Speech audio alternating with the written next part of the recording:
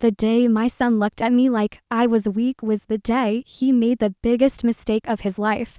He saw my wrinkles, my slow steps, my tired eyes, and he assumed age had erased everything else. What he didn't know was that before I was his mother, before I was old, I was trained to survive. I still remember the sound of the front door closing that evening.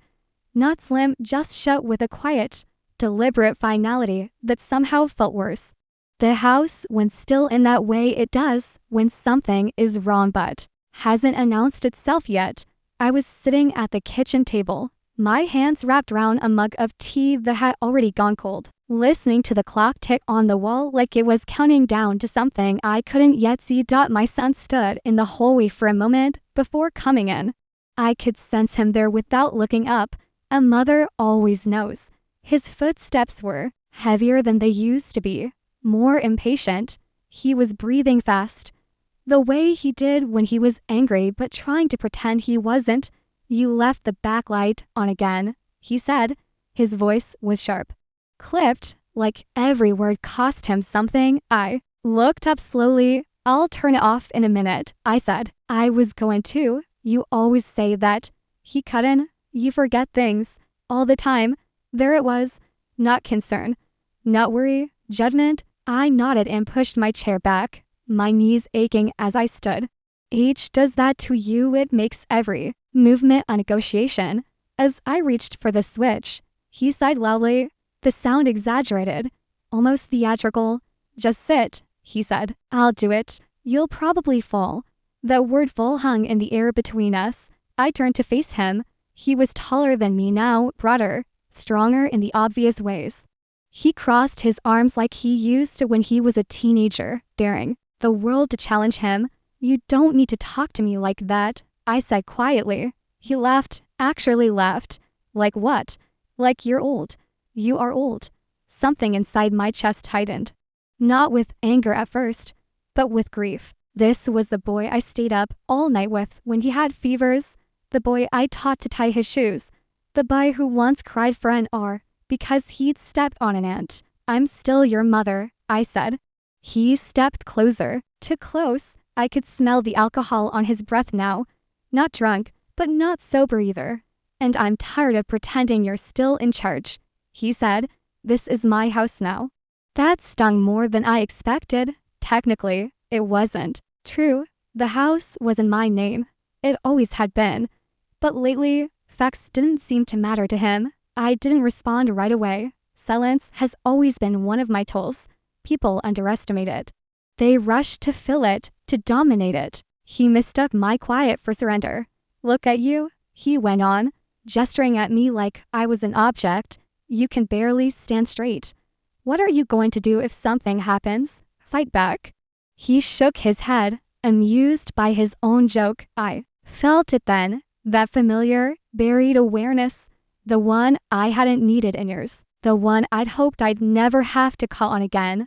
I straightened my back, ignoring the protest in my spine. I met his eyes and held them, really held them. "Don't confuse age with helplessness," I said. He rolled his eyes. "You watch too many movies." He turned away from me, heading toward his room, confident the conversation was over, confident he'd won. That was when he made his second mistake.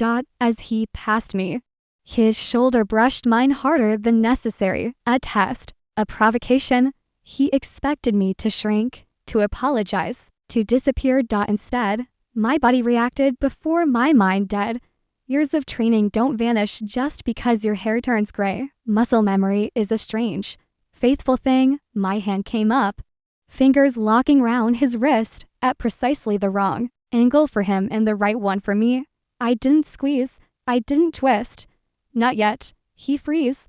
"What the hell?" he started, trying to pull away. I leaned in close, my voice calm, almost gentle.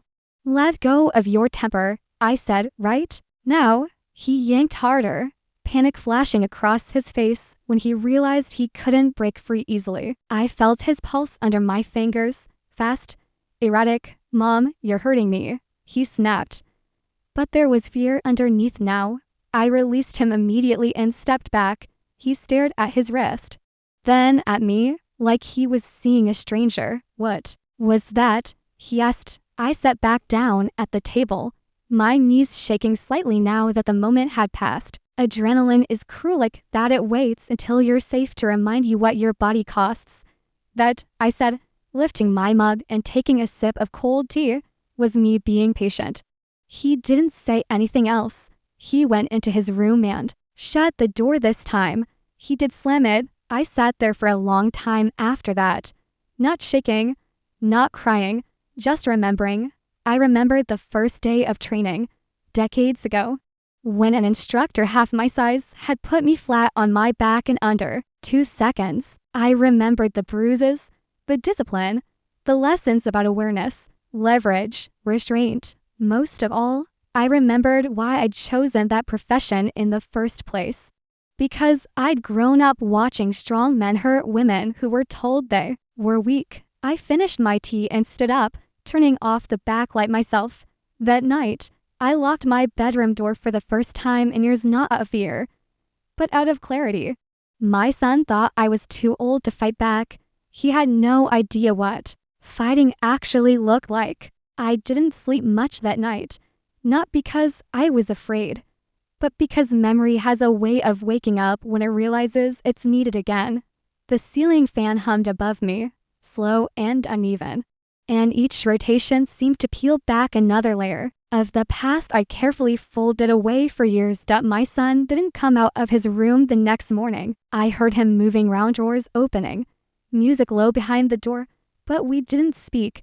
That silence felt heavier than shouting ever could. It pressed on my chest while I made breakfast for one, the skillet hissing softly as eggs cooked, and touched by conversation.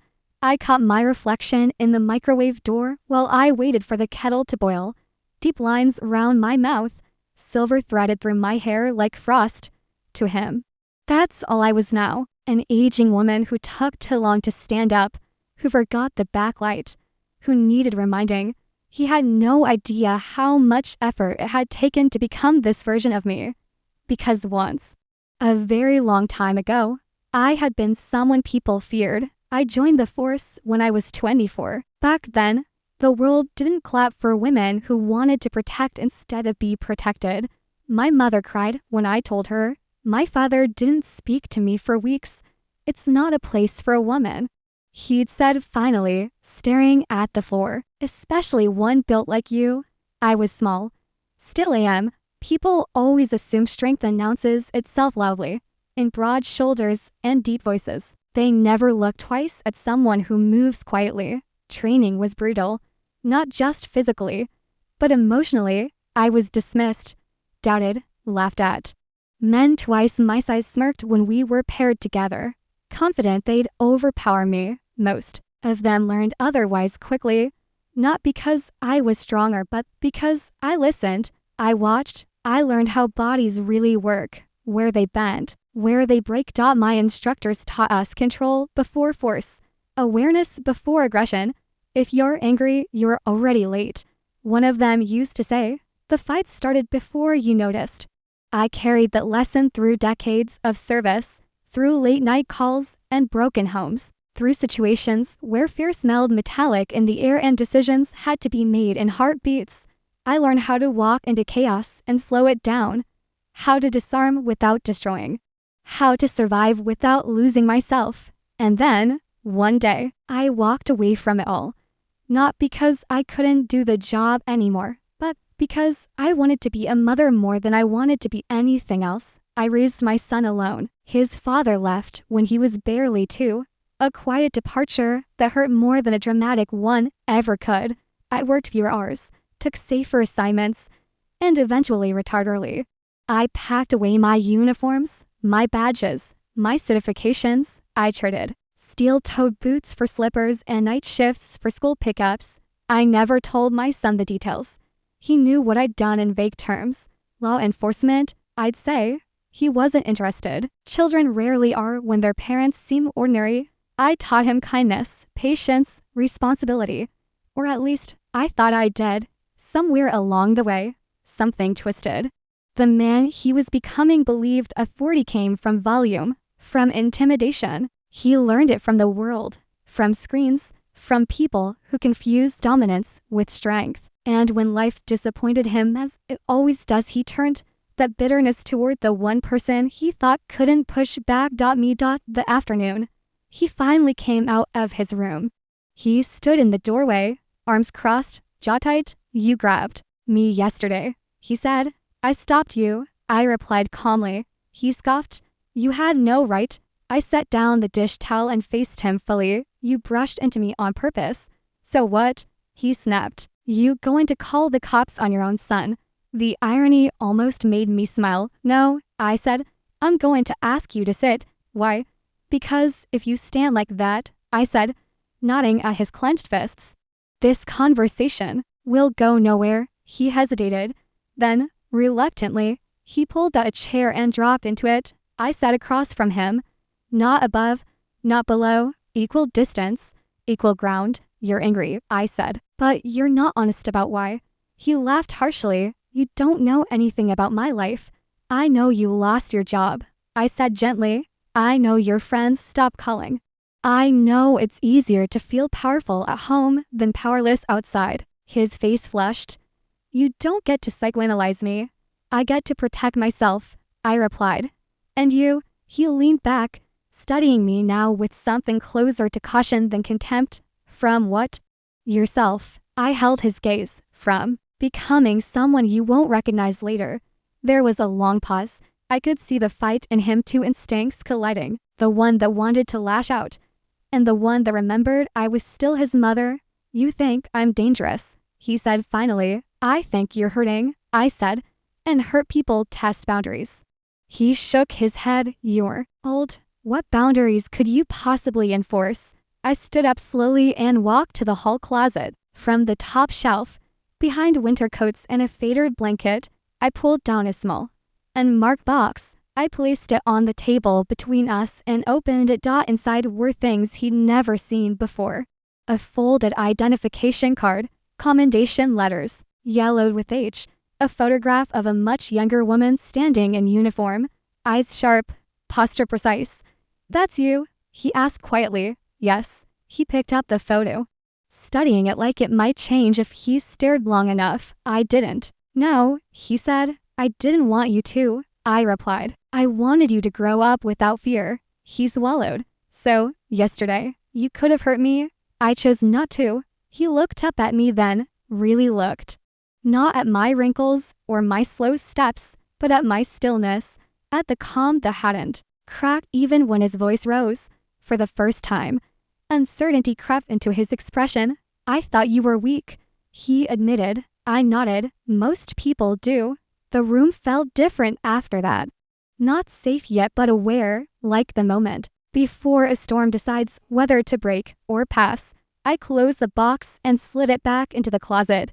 This isn't a threat, I said, returning to my seat. It's a reminder. I've survived worse than disrespect, and I won't allow violence in my home from anyone. He sat very still. What if I lose control? Then you step away, I said, or I will. His jaw tightened, and if I don't, I leaned forward slightly, my voice low but steady. Then you'll learn that fighting back doesn't always look loud. The clock ticked on the wall again, steady as ever, this time. It wasn't counting down. It was waiting. That night, the house felt like it was holding its breath. My sense stayed quieter than usual. No music, no pacing, just the soft creak of the floorboards as he moved from room to room, careful now, as if noise itself might provoke something he didn't yet understand. I noticed everything, the way he avoided my eyes, the way his shoulders stayed tense, like a coiled wire. People think danger announces itself loudly. It doesn't. Real danger is polite, observant. Waiting, I cooked dinner and set to plates. On the table, he hesitated before sitting down, as if the chair might vanish beneath him. We ate in near silence, the clink of cutlery unnaturally loud. Halfway through the meal, he put his fork down. Why didn't you ever tell me? He asked. I didn't pretend not to know what he meant, because I didn't want my past to define your future. He frowned. You think knowing would have messed me up? I think children don't need to carry their parents' battles, I said. They need room to become themselves. He scoffed softly. Seems like I became something you don't like. That one hit close. I don't dislike you, I said. I'm worried about you. He pushed his plate away. Everyone keeps saying that. Like it fixes something. It doesn't, I admitted. But ignoring it makes it worse. He leaned back, rubbing his face with his hands. When he dropped them, his eyes were glassy. Not crying, but close enough to scare him. I feel useless, he said suddenly. Like the world decided I'm done before I even started. I watched him carefully. This wasn't a confession, it was a crack. And cracks are where things either heal or shatter. Feeling useless can make people dangerous, I said softly, especially to the ones closest to them. His jaw clenched. You think I'd hurt you? I think you already came close, I replied. He stood up abruptly, chair scraping against the floor. I would never. Intent doesn't erase impact, I said calmly. He turned away, fists clenched, breathing hard. For a moment, I thought he might storm off. Instead, he did something I hadn't seen in years. He asked a question. What was the worst day you ever had? He asked, his back still to me. I took a long breath. The day I learned how thin the line really is. He turned slowly. What do you mean? I gestured to the chair. Sit. If you want the truth, you said. He did. There was a call. I began. Domestic disturbance. Neighbors reported shouting. Glass breaking. We'd heard it all before, most of the time. It's noise and regret. But sometimes it's something else. My hands rested flat on the table. Steady. The woman answered the door with a smile too big for her face. The man stood behind her, hand on her shoulder, friendly, cooperative, said everything was fine. My son swallowed. I noticed her left hand shaking. I continued, just slightly. I asked to speak to her alone. He refused, said she was confused and emotional. He laughed when he said it. I looked up at my son. Men who laugh like that are already past listening. What happened? He asked quietly. I insisted. I said. He got angry, very angry, moved toward me. Fast. I paused. Memory is heavy when you carry it back into the light. I ended the situation before it ended us, I said. He went down hard, cuffed, alive, and the woman, she cried, I said. Not because he was arrested, but because someone finally believed her. Silence stretched between us. I tell you this, I said, because power isn't about control. It's about restraint, about choosing not to hurt when you could. He stared at the table. You think I don't have restraint. I think you're testing your limits, I said, and mine. That night, I locked my door again, not because I expected violence, but because boundaries only work when they're enforced consistently. Around midnight, I heard him moving. The floorboard outside my room creaked. Then another, then stillness. I didn't reach for my phone. I didn't call out. I listened. After a few seconds, he whispered, barely audible, I'm sorry. I waited, not because I doubted him, but because apologies need space to settle. I don't want to be like that, he said. I don't want to scare you. I opened the door slowly. He stood there, eyes red, hands empty, shoulders slumped in a way that made him look younger than he had in years. Then don't, I said. He let out a shaky breath. I don't know how to stop feeling this angry. I studied him for a long moment. Then you learn, I said, just like anything else, with guidance, with accountability. From who? He asked. I met his gaze. From someone who won't let you hurt others or yourself. He nodded, small and uncertain. I closed the door again, gently this time, not shutting him out, holding the line. Morning came softly, like it wasn't sure it was welcome. The sun slipped through the curtains in thin lines, letting dust in the air that drifted without purpose. I woke before my alarm, my body already alert, into the house the way it used to be tuned to streets and doorways. Some habits never leave you, they just go quiet until needed. The house was quiet, too quiet. I lay there for a moment, listening. No music, no television. Just the low hum of the refrigerator, and the distant sound of traffic waking up beyond the walls. When I finally stepped into the hallway, I noticed my son's door was open. That alone told me something had shifted. He was in the kitchen when I got there, standing awkwardly by the counter like a guest in his own home. He had made coffee badly, judging by the smell, but the effort mattered more than the result. I didn't know how you take it, he said without looking up, so I just left it plain. Thank you, I said, and meant it. We sat across from each other again.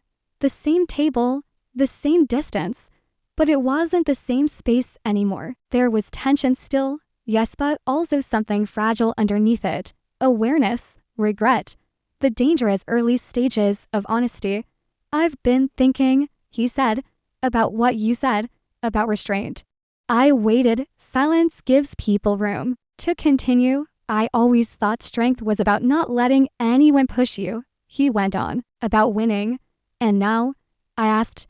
He stared into his cup. Now, I'm not so sure. I nodded slowly. Winning doesn't mean much if you lose yourself in the process. He exhaled sharply, like he'd been holding that thought in for a long time. I don't like the way I feel when I'm angry. It's like everything narrows. Like I don't care who gets hurt. That admission landed heavy, not because it was shocking, but because it was honest. That feeling, I said carefully, is why training matters. Not just physical training, mental, emotional. Without it, anger drives. He looked up. You think I need training? I think you need structure, I replied, and consequences, and someone who won't confuse love with permissiveness. His mouth tightened. You mean you, I mean me, I said, if you're willing. Before he could answer, the front doorbell rang. The sound cut through the moment like a blade. We both froze. No one ever rang our doorbell that early. My instincts flared instantly, sharp and immediate. I stood without thinking, moving into position that gave me a clear view of the hallway and the door. My back never fully turned up. My son noticed. Do you do that on purpose? He asked quietly. No, I said. I do it because it works. I glanced through the peephole. A man stood outside, tall, impatient, tapping his foot, mid-30s, well-dressed but rumpled. The kind of confidence that comes from never being told no. I recognized him instantly. My son's friend, or rather, the friend who'd been feeding the worst parts of him lately. I opened the door partway, chain still on. What do you want? I asked. He smiled like he was doing us a favor. Just checking on my guy, he said. He's not answering his phone. I don't recall inviting you, I replied. He laughed. Relax. I'm not here to rob the place. My son stepped into view behind me. What are you doing here? The man shrugged. You disappeared. Figured I'd see what was up. His eyes flicked to me, assessing, dismissing. Didn't realize your mom was this strict. Something in my son's posture changed. He straightened slightly, tension creeping back in. She's fine, he said. You should go. The man raised his eyebrows. Seriously, after everything? Now, my son added. The man scoffed. Wow, she really got to you, huh? He leaned closer, voice dropping. Careful, man. You let people talk to you like that, they start thinking they own you. That was the moment I stepped forward, breaking the chain, opening the door fully. The man didn't even have time to react before I spoke. You're done, I said calmly. With this house, with my son. He blinked, surprised. Excuse me, you heard me, I said. You don't speak to him that way. And you don't speak to me at all. He laughed, loud and dismissive. And what are you going to do if I don't listen? My son inhaled sharply. I held the man's gaze, and blinking. I'm going to make this conversation very uncomfortable for you. Something in my voice finally reached him. His smile faded, replaced by irritation. You threatening me? He asked. No, I said. I'm informing you. He stepped closer, invading my space deliberately. You think I'm scared of you? No, I replied. And that's why this is your last warning. He reached out, not aggressively, not yet, but to push past me.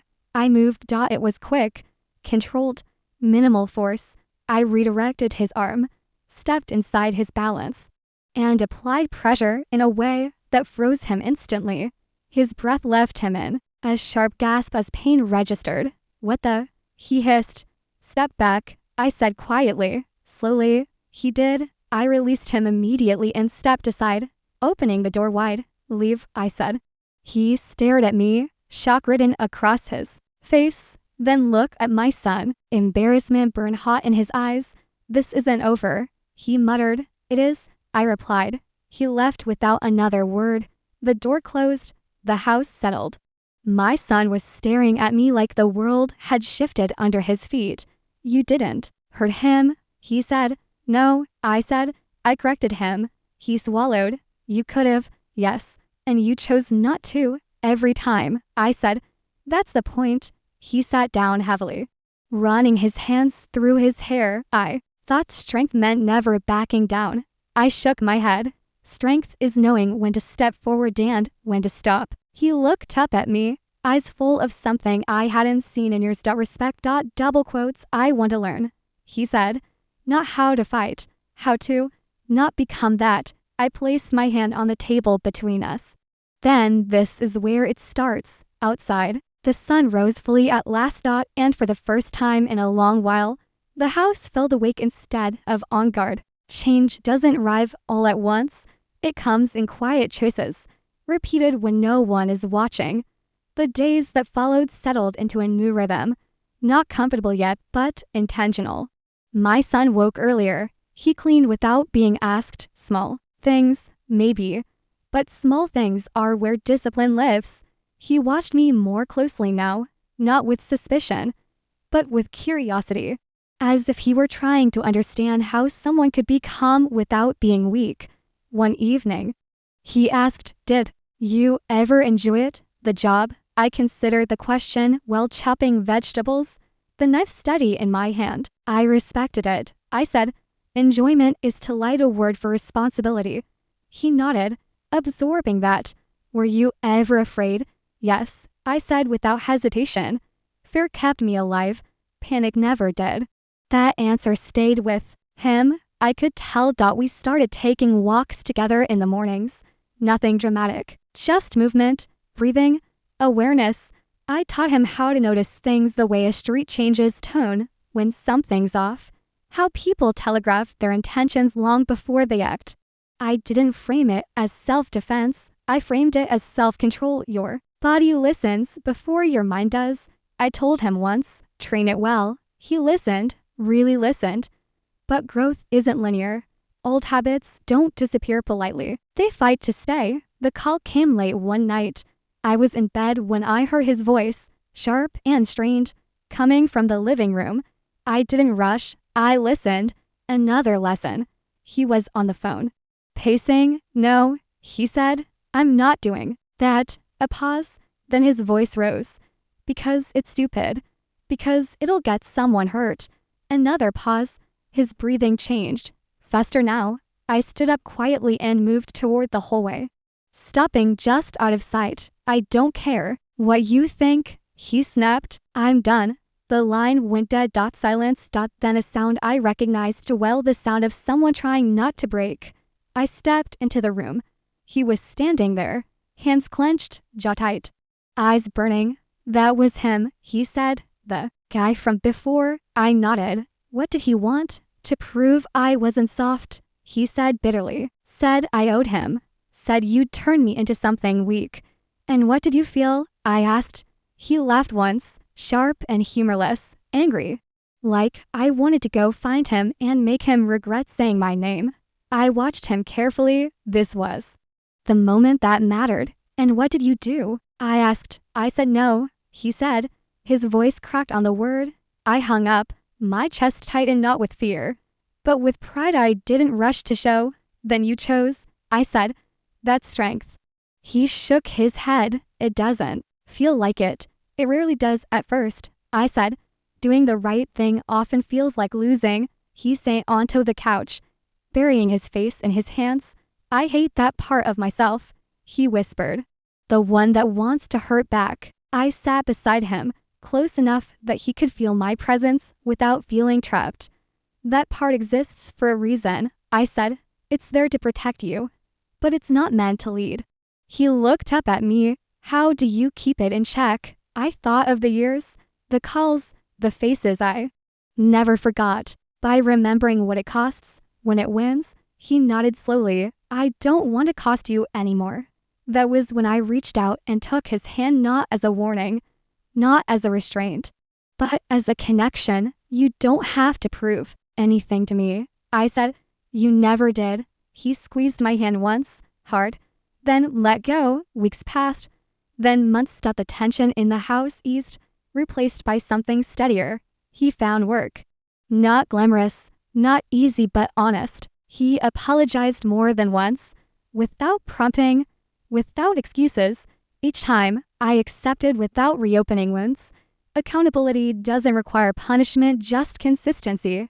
One afternoon, as we sat on the porch watching the light fade, he asked me something unexpected. Do you regret not fighting back more when you got older? I mean, when people started underestimating you. I smiled faintly. No, why not? Because choosing when to act is power, I said.